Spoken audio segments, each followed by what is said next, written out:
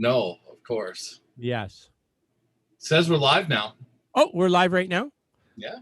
Okay. So, okay, welcome to Hopeifiers. My name is Alan Friesen, and with me is Scott A. Sweetman. Hey, Scott Sweetman. You got a Hey, buddy. haircut. You're looking like respectable and everything, I am. sir. Yeah. You bet. Nicely done. Nicely done. So now, since we chatted last, you probably have done all kinds of research on polyvagal theory, and you're probably an expert on it by now, right? I've done a little bit of research, but I'm here to be amazed, informed, enlightened, inspired by your wisdom, buddy. Oh, Let your man. light shine. Oh, man. That's a pretty big expectation. But okay, here's what I want to tell you. I am you know this about me. I am a very fortunate human being. I have so many lovely other human beings I draw into my life, and they teach me lessons. And often I get kind of a little serendipity as my friend. Serendipity pushes me on the right path, says, hey, buddy, here's the way you should go. And so, by the way, about friends who are super supportive and always helpful, and you're one of them, my friend. And I thank you for Thank that. you. Yeah. So, anyways, along the way through doing the research on the adverse childhood experiences and such, in doing that research, I've kind of learned a lot of self-regulation things myself. And usually they talk about self-regulating in terms of if somebody is in a state of, anxiety, anger, that kind of thing, they're not in a regulated state. And if you're trying to help them and you're not regulated, well, then you can't be of much help to them. So the thought is you have to regulate yourself first so that you can regulate the other person and then kind of move forward, right? And so I I've learned a lot of these little been exposed to a lot of these little self-regulation type things, which I now call self-optimization. I think that's a more accurate term, right? So these little tips, tricks, things that you can do. And some of them are surprisingly simple. Some of them seem like bizarre, but if they work for you, they work for you, right? That's the reality of it. So if it works, hallelujah, like use it, right? Absolutely. So anyways, there is this one part I learned. I started with the somatic experience thing, and that's by this guy called Peter Levine. This is from like the 60s. And in essence, it's where the body, of course, stores trauma. And then if that trauma doesn't get resolved properly, then that continues to cause challenges with a person in terms of their health if that trauma remains and all of the emotion attached with it. And so one of the things he had was definitely an ACEs type thing, even though it wouldn't be one of the 10s. And one of his first patients was a woman, 28 years old, I believe she was. But as a younger, when she was like 5, she was like held down, restrained to get dental work. And for her, this was this horrible event that it really impacted her ability, especially in kind of a medical setting. Her anxiety would go up immediately and, those kind of things. So anyways, the thought was he would go and try and resolve where this anxiety, where this pain was stored within the body and try and find a way to release that, right? Okay, that's pretty cool. And then Stephen Porges kind of, I think, expanded on that. To me, it's an expansion with this polyvagal theory. And this polyvagal theory is basically that there's this, and vagus, I guess, is Latin for wanderer. And this vagus nerve is from your brain stem, and of course, throughout your brain as well. And then right through your core, through all your organs, and basically kind of terminates in your pelvic floor. A fun fact for you, Scott, you and I have gooches. Between our anus and our penis, we have a gooch, and women have a taint. That's the kind of the pelvic floor. That's what they're called. I didn't know that till recently. But anyways, I didn't know that until just now. There you go. So educational part, check mark. We covered something that you learned something new. Word of the day, twice. Exactly. So anyways, so his thing is there's this polyvagal thing. And if you think about it, it's basically the connection between our brain and our bodies, right? And disease is a function, and disease in our bodies is often a sense of disconnection, that we are not connected and then things go awry. As an example, with cancer, the normal cell replication is a cell gets damaged, the cell gets gets ejected, gets processed, gets out of the way, a new cell comes in and life goes on, right? And there's a process for this follow with, and the basically the process is the cell is damaged and it calls for another stem cell comes and replaces that cell that was damaged. But with cancer, it's like kind of these cells that are damaged don't get they're not connected to the big hole. They think they're their own little island and they just keep replicating like crazy, but they're replicating like crazy, these damaged cells, and then you get a tumor. So that seems to be the way it is. So anyways, disconnection is a problem. The vagus nerve is the connection between your brain and your body. But there's three different ways that vagus connection can function for you. One is the disconnection, the disassociation one. And so that is like extreme fear. You are totally unsafe. Nothing you can do about it. You are a gazelle in the jaws of the cheetah. You're like just limp, done, that kind of a thing. And that's the water buffalo. Exactly. Close to that. Yeah. I keep working towards my gazelle form, but so far we're a water buffalo. All right, fair enough. Good one. So anyways, that's that disassociation type thing. It's just basically your brain is saying this being is going to have a whole bunch of pain. We're just going to flood them with a bunch of painkillers, and they're not going to do anything because they're totally kind of disconnected, disassociated. They're kind of out of it for all intents and purposes, and it is a protective type thing that your body does. The next is the dorsal ventral, and the dorsal ventral is fear. You're still in a fear state. You're still in an unsafe state, but you're motivated to act. You're motivated to fight. You're motivated to move. You're motivated, like you've got that. So fear still, and it's going to express as anger mostly, right? Anger or perhaps violence is what's going to happen from the dorsal ventral. And then the dorsal vagus. And then the ventral vagus. If you could get to here, ventral vagus, this is a pretty cool place, because in this place, here's what's happening. Your body is saying, I'm safe. I'm totally good here. I don't have to worry about anything. And then in that space, instead of being all on alert and all protective and all looking out for threats, your body says, hey, go ahead and restore, get better, fix what, hey, that knee needs a little touch up, give it a little bit of work. And, let's get our endorphins optimized. And it just kind of, it's the healing part of where your body can heal, right? Because it's not working on all the fear things. It's in a safe space so it can kind of rejuvenate. It's kind of like where you're on a vacation, right? You're in your ventral state, you're relaxed and laying back and the sun's in your face and your body's just resting and recovering and that kind of a thing.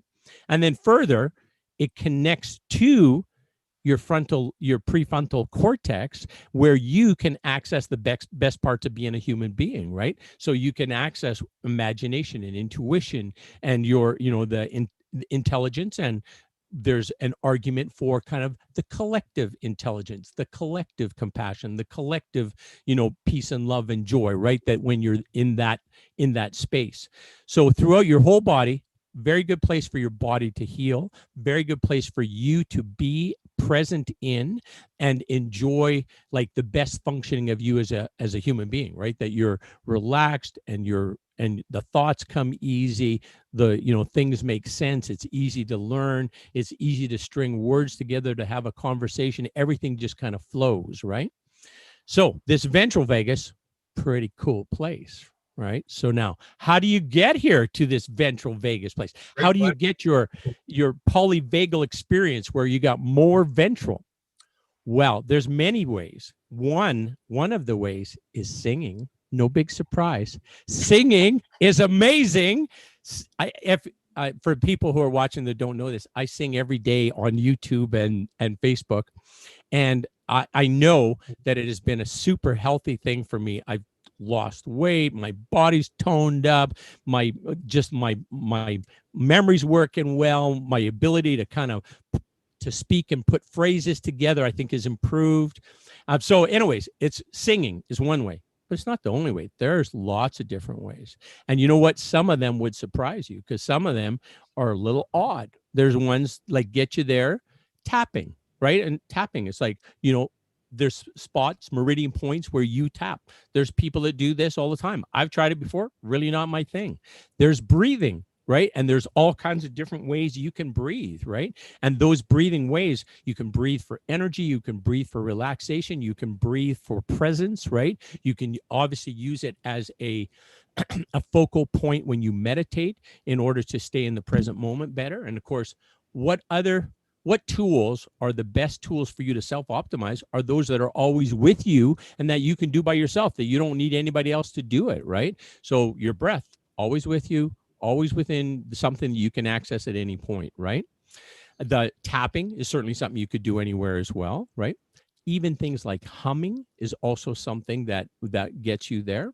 And also body movements. I have found, and this was totally just serendipitous, when I started singing and streaming it, I was singing in the hot tub, and I had visions about making the hot tub singing as being an Olympic event. I thought, wouldn't that be fun? And then I did that for a while. And then I started, you know what? I can sing better when I'm standing. I'm going to start standing up to sing. So then I started having this little gig here, and I've tried 15 different microphones and found this beauty here. So anyways, I started standing to sing, and standing, of course, makes good sense. You have way better, working of your diaphragm, way better ability to move, those kind of things. And the only problem I had is my right knee, which is like worn out, was getting sore. About 40 minutes, it would get sore. So I had to quit, right? My voice was fine, but my knee I couldn't stand anymore. So then I started, I got to move. I got to keep that knee moving to keep it mobilized. Because once I walk a little bit, it's good. It's just the standing that's a problem. So then while I'm singing, I started moving. And when I started moving, I started realizing, oh my goodness, that adds a lot to this experience. And so then I started doing it all the time. So now when I'm having a Zoom meeting with somebody, I will often just move just a little bit of rhythmic rocking, and I do it.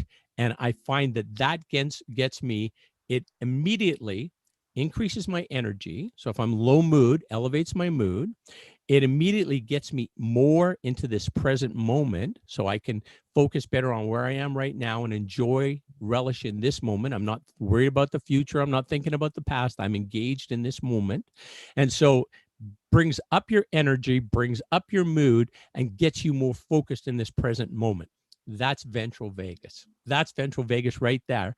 And it's so, everybody's got to have a switch, a key, a way to turn it on. I know what mine is now, and so mine is just moving, just a little bit of movement. I'm doing it right now. I'm just kind of rolling my hips a little bit while I'm chatting with Scott here. And for me, that ups my energy level and keeps me more present in this conversation, and feels really good too. So, yes. Well, and so your other big one, singing, right? Those are your main ways. Mm-hmm. Yeah. When I was doing researching, there was a couple that stuck out to me, and I don't know if you've ever tried them. One was immersing your face in cold water. I've never heard that. And which I found really interesting, because when I went to Korea from Japan, the Sento, or the public bath, the experience was very different in Korea where I went. And so you went in a very hot bath, but then they had a cold bath that was actually had like ice sheets on the top of it. And so you would go in the very hot bath, and then you would go immerse yourself in the cold water after that. And, it was a shock. And, the first time it was, I won't say it wasn't painful, but it was certainly not pleasant. But then when you sort of just let the process happen, a lot of what you're talking about as being part of the vagal nerve starts to kick in, and you feel expanded, and you feel calm. And so I found that really interesting, because I'd sort of experienced that one. And and now that you say it, I've had a similar, like, hot tub and then get out in the snow kind of a thing, right? I've had that kind of experience. And do you know that guy? Oh, geez, what's his name again? Dutchman, who can like swim underwater in ice water for like a half hour or something stupid. It's just like incredible. Yeah.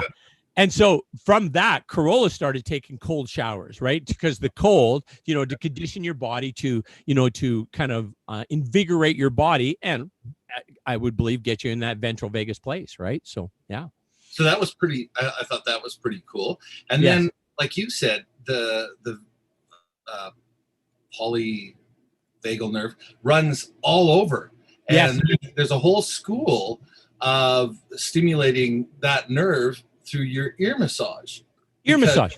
yeah, and really simple, something you can do yourself. Doesn't really depend on your condition. You can be in a wheelchair and still, do that. And I thought, oh, that's worth looking into, right? Yeah.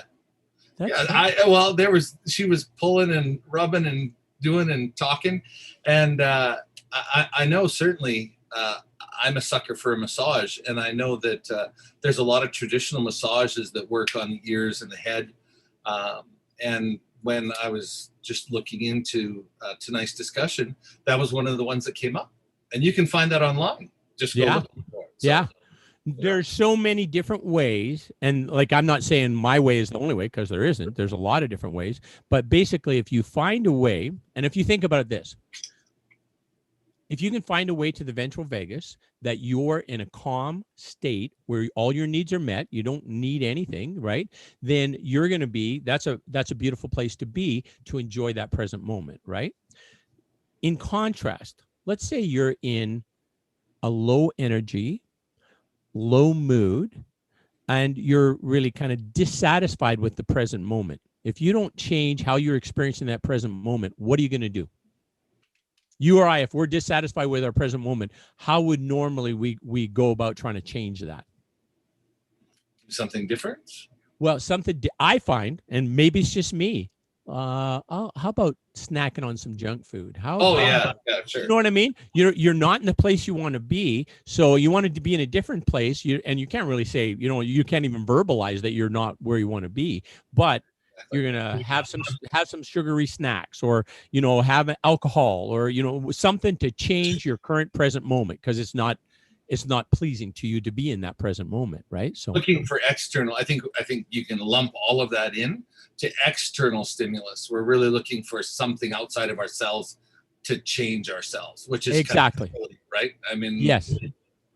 Yeah, exactly. That's what I'm getting at, is that, there's a song by the Eagles, and part of the lyrics is, so you take a little something to make them go away, right? You're not in a good place, so you take a little something to make them go away. So, and that's kind of, I think, the state that if we're not aware of it, we just feel off, and then to make us feel better, we eat, we drink, we whatever, we do things, we watch crap, like the equivalent of junk food on Facebook or YouTube or whatever, right?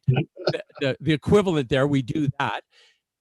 But if we can just kind of stimulate the change in this present moment to a more pleasant present moment, we don't need any of those other things.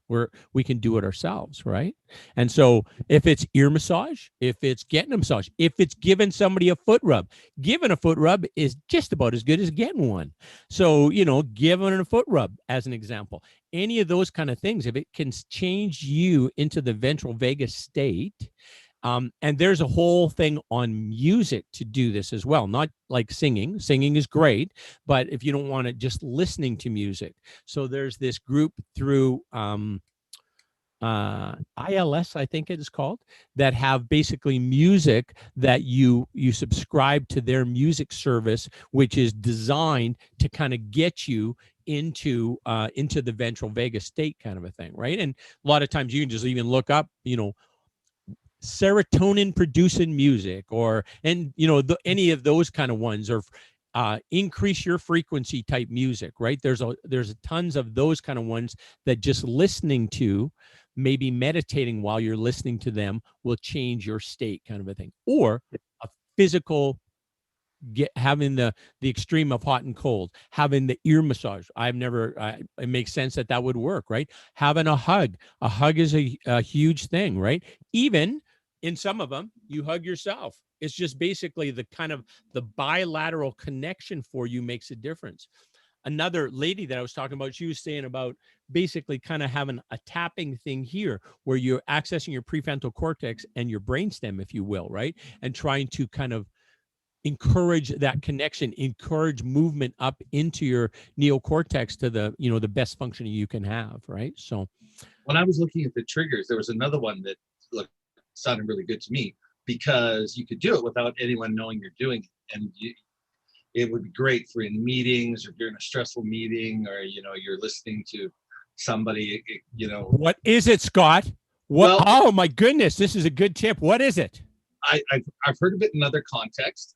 Actually, special forces and people who have to keep their biology at a certain level when they're making decisions and life and death sort of things, and that's left right nostril breathing.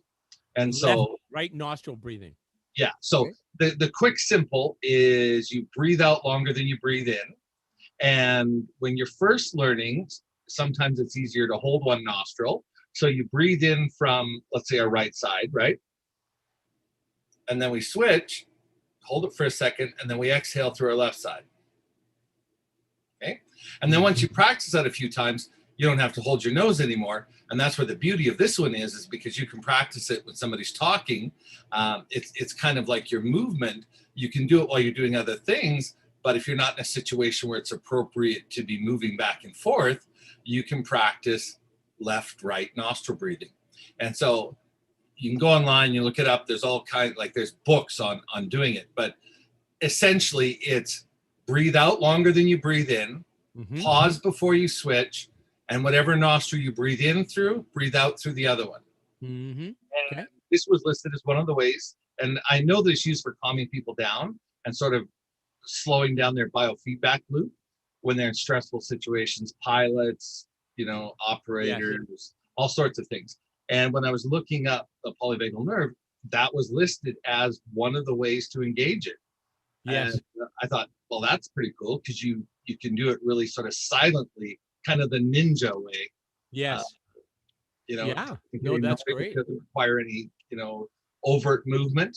So like you said, lots of different ways. I think what we should say at this point too is, I can hear people out there saying, well, what proof is there? If this was so good and such a miracle, why hasn't my doctor told me to do this?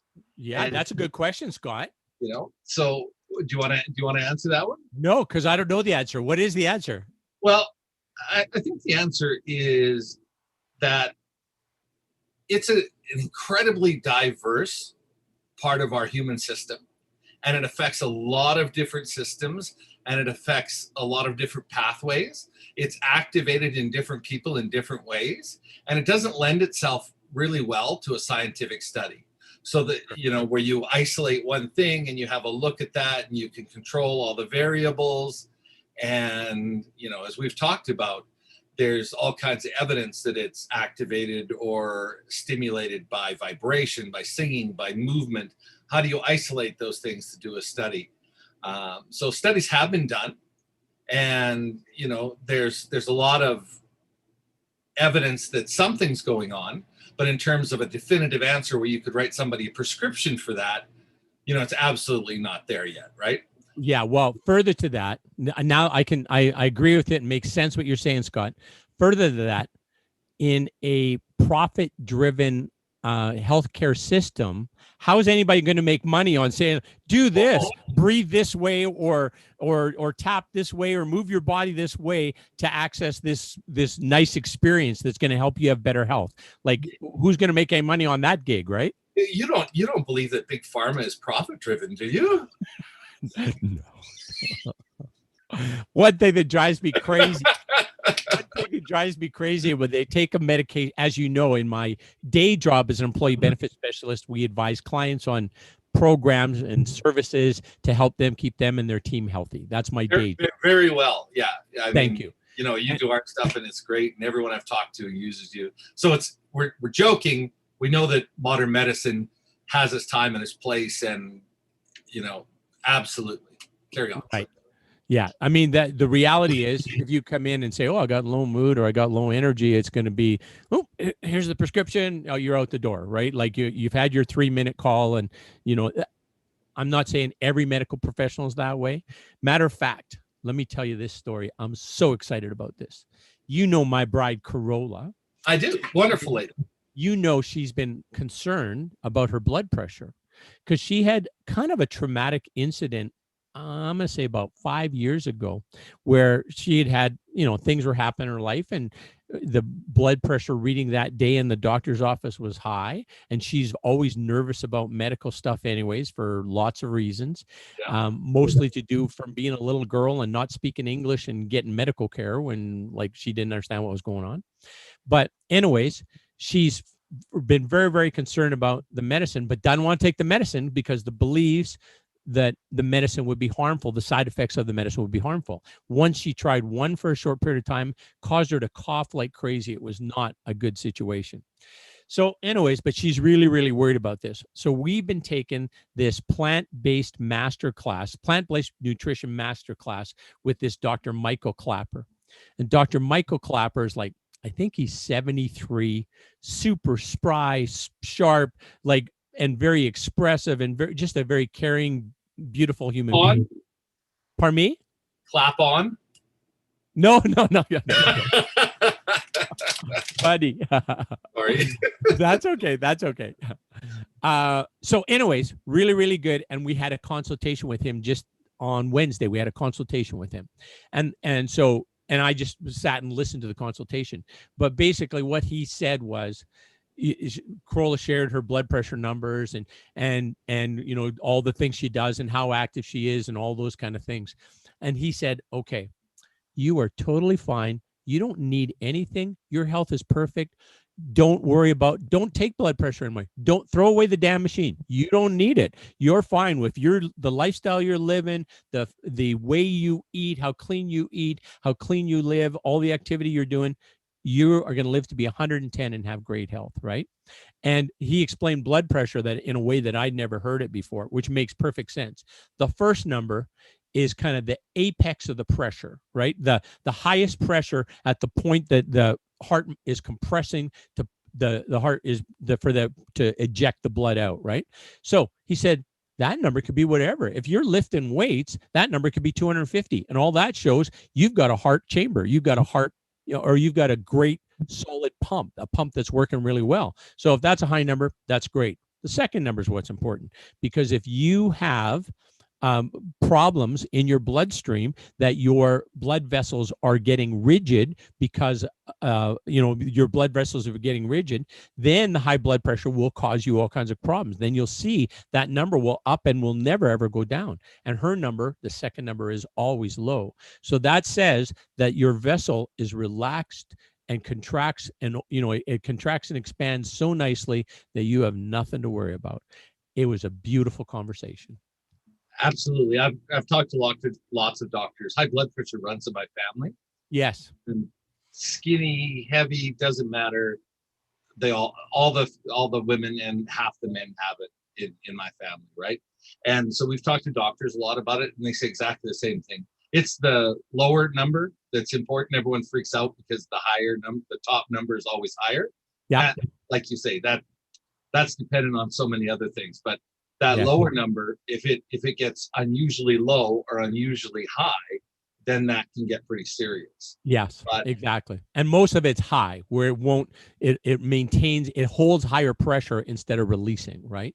So, but great news, right? And here's just like a doctor, instead of it being and I'm not, the medical profession is a tough thing to be in. I'm sure I wouldn't want to be in, having people coming in and I got this and I'm coughing and hacking all over you.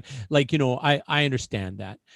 But the system is so driven that it's, often a 3 to 4 minute thing, and here's your prescription and you're out the door kind of a thing. This was a half-hour consultation. He asked a lot of questions, and it was a lot. Now it was kind of building a file, but still, it's somebody who kind of looks at the whole person as opposed to one number and say, we're going to do something about this number, right? Yeah, and in fairness to doctors, as you know, it's not necessarily the doctor who's driving that system, right? I mean, the insurance they pay, the cost of being a doctor. I mean, everyone thinks, oh, they just must be raking in the money. But, you know, you and I both got friends that are doctors, and we know, you know, the liability insurance and staff insurance and all of these things that they're paying out. And then the government is always pushing, and society, right? I mean, doctors who really care, like we've had the same family doctor for years here in Lethbridge, and he really cares about us. So he wants to see us. He doesn't want to send any of us somewhere else, right? And so we're short doctors in Lethbridge, so doctors want to take on more because they don't want to leave people untreated. And you know, it's that hamster wheel, right? So the system is just caught up to the point, like you say, where it's, you know, in and out and do what you can and send it out. But yeah, that's unfortunate, but that's the way it works, right? The demand, then they have to kind of ration their time, and then everybody gets just a little piece of it, and there isn't time to really have the conversation that might allow people to feel safer, right? To feel, yes, you have this, but here's the things that kind of mitigate that risk for you, right? Here's some steps that you could take, right?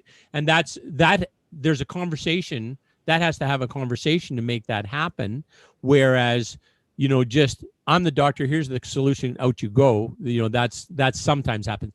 Great that you have an excellent doctor. That's wonderful. And they're amazing people, and the work that they do is very, very hard work. Like, you know, that is not work that I would ever want to do. And obviously takes somebody very intelligent to be able to understand the human system and how complicated that is. And all of those frontline workers during the pandemic deserve medals. I mean, they're heroes. And, you know, whether you believe in COVID and the pandemic or not, those people are out there and they're taking that risk. And, you know, they're putting themselves on the line, and they've got families and people that love them. And, you know, they weren't on the top of the list for vaccinating.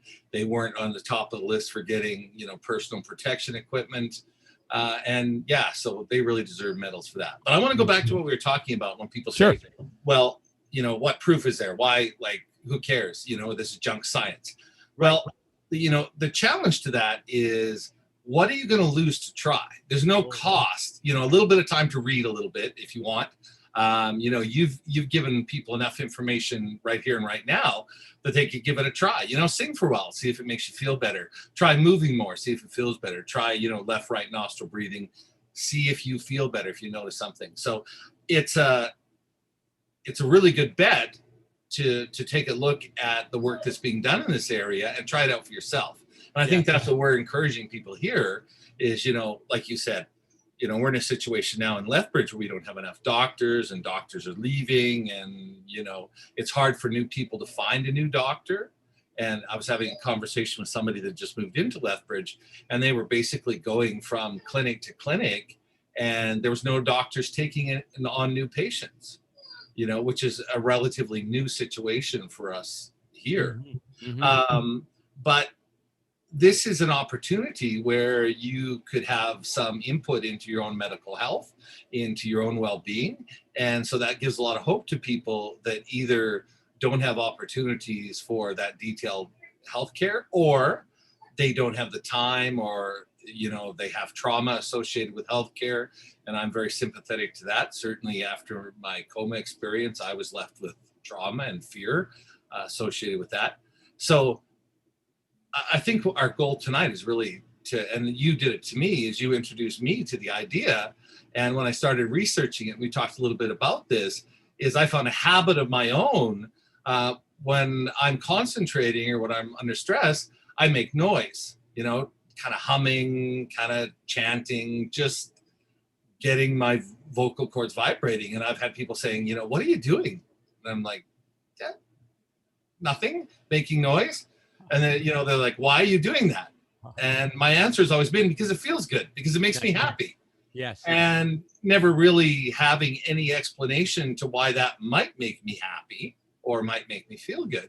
And then when I got researching this, because you brought it up, it's like, oh, wow. Hey, you know, that's how that, that is why it makes me feel good. I mean, other reasons as well, but yeah, but that's, and that's, I didn't actually put it together until after, right? That I just started doing it for like one, to protect my knee, the movement, right? And then realize, oh my, this is, according to the polyvagal theory, this is a way that I'm stimulating my ventral vagus response, right? And any of these things you try, this is real easy. Costs you nothing. Takes you a few minutes to try it, right? You just Google, I want to try alternate nostril breathing. Here, show me the 5-minute Google on it. All right. And try it. If you feel a little bit more energy, if you feel a little bit elevated mood from it, if you feel a little bit more present in that moment, which you should by having more bodily awareness, right? More awareness of what's going on in your body, then that's a win. And if it's something you can build in and incorporate into your life, do it. It'll make tomorrow a better day. There, and that brings up an idea that I've always kept in the back of my head. And when I hear somebody say, "Oh, that's just a placebo," they're feeling better because they think they're taking something. And it's like, really, man, I want in that line, because if I have to take nothing and my body will trick itself into thinking that I'm getting better, and I am, that's the ideal situation, isn't it? Like, I've never understood why people get unhappy because they're not loading themselves up in drugs. Like, a placebo sounds like an excellent solution.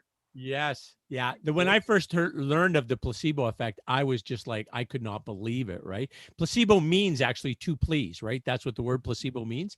But yeah, it was this to determine if a drug has any efficacy, then it has to beat the placebo at least. And sometimes the margin to beat the placebo is like 1 or 2%. So the placebo impact is like 90% of the effectiveness of the medication, right?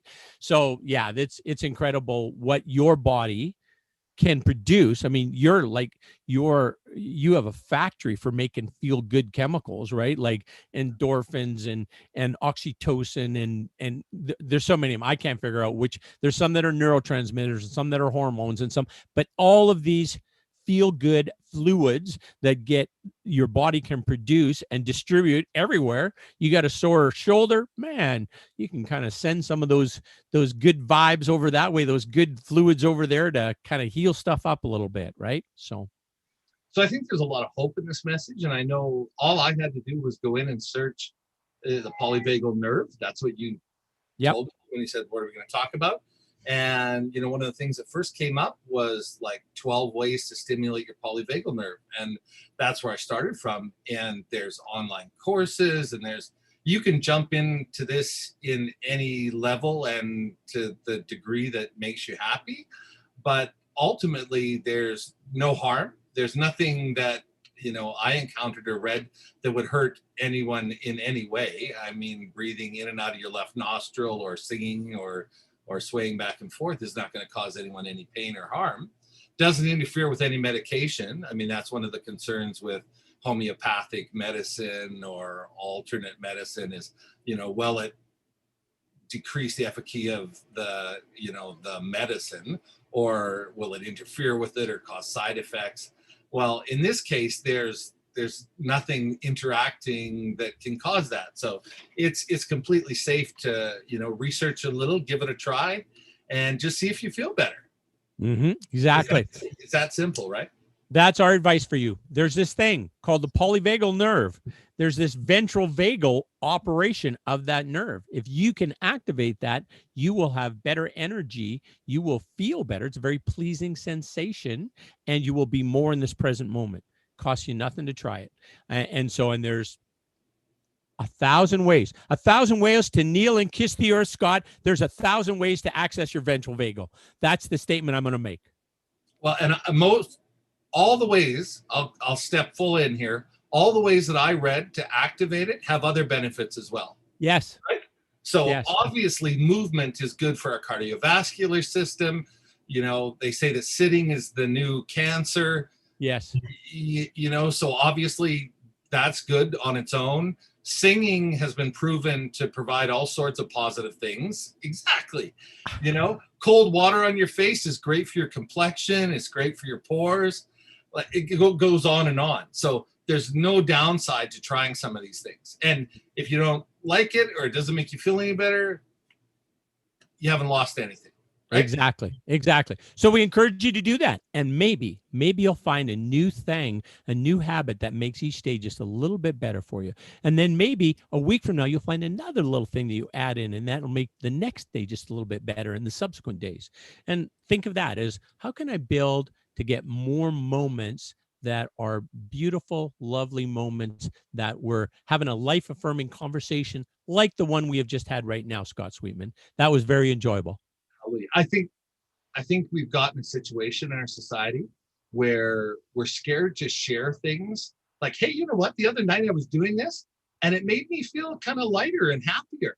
Yes. Like, we don't share those things because we're scared of sounding like a kook, or we want everything to be, oh, I read a report that said, right, you know what I mean? And I think yes. that we miss out on a lot of things. Our civilization spread information in very informal and unscientific ways for millennia, right? It's Yes. only very recently, as a historian, when you look at the period of recorded history compared to the entire history of the human species, it's a tiny, tiny, tiny little bit. Mm-hmm. And we've gotten rather, I'll say, arrogant in assuming that there is no other way than the way we have it now. And we forget that, our ancestors, for endless generations heading back into the distance or the future, depending on where you fall in that after our time talk of last week, that, really we're missing out on a tradition that's kept our species alive and growing and maturing and doing all the things that brought us to where we are now. So I do think it's a shame that we don't just share with people, hey, have you ever thought about this? Or I did this and, I don't know why, but it seemed to work.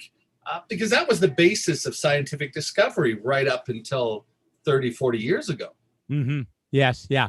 So, and part of it, as we already mentioned, the all of these more, what would you call them? Non-invasive, simple, techniques or simple tools to try. Nobody's going to be able to, nobody's going to want to really sell you on these because there's no money to make, right? If you learn how to do it and if it works for you, good on you. You're good to go. I was just actually watching a thing, so I shouldn't say nobody's going to sell to you. There's this Ari Whitman, I think it is. Is it Ari Whitman or Whitten? Ari Whitten, beautiful human being, had a 4-video set where he talked about the energy blueprint, and he talked about your mitochondria. And your mitochondria, what you got to do is you got to bolster those mitochondria. You got to get more mitochondria and have them mitochondria working better. And then mitochondria. Exactly. That's right. Massive, mighty mitochondria. That's what we need. Mighty mitochondria. Yeah. Nice. I love it. But anyways, how do you get there? Singing is one of the ways, like, moving your body, that kind of thing. Another thing that is just, if you think of Bruce Perry's work, The Boy Who Was Raised as a Dog, he had these kids that were horribly abused, right? So, and in every case, the treatment modalities that were part of it was movement and music. So, like, from my perspective, if you like movement, music, enjoy more of that. Like right now, use it as a preventative health measure. Use it to keep yourself in good health for a longer period of time. Well, dancing is really interesting because culturally, dancing has been used as a type of old age preventative, right? Yes. So communities, dancing was a part of their community gatherings. It was part of daily traditions, getting together and singing and dancing at night around the fire, or even in their home, clapping and singing together. Everyone knew the words to the songs. And in countries that I've been where that occurs, seniors are often much more lively, they're more limber, because they're continuing that movement. But I also think there's the benefit, as we've been talking about, to your nervous system, your parasympathetic nervous system, and to your psychology. And unfortunately, our entertainment has become really sort of focused on, the computer or television, and really singular and observatory rather than participatory. Scott, I want to jump on that. We got 2 minutes. We got to get off. But I want to tell you quickly that I thought was going to happen in COVID is there'd be a lot less concern about paying to watch somebody do something, paying to watch somebody do a sport, or paying to watch somebody sing or make music or whatever, and more participation. Less observant, more participation. And I think it makes sense because for any of those activities, how is it better experienced as us as human beings if we're participants? Even if we're not as good, doesn't matter. That we're participating is a way better experience for us, right? So Absolutely.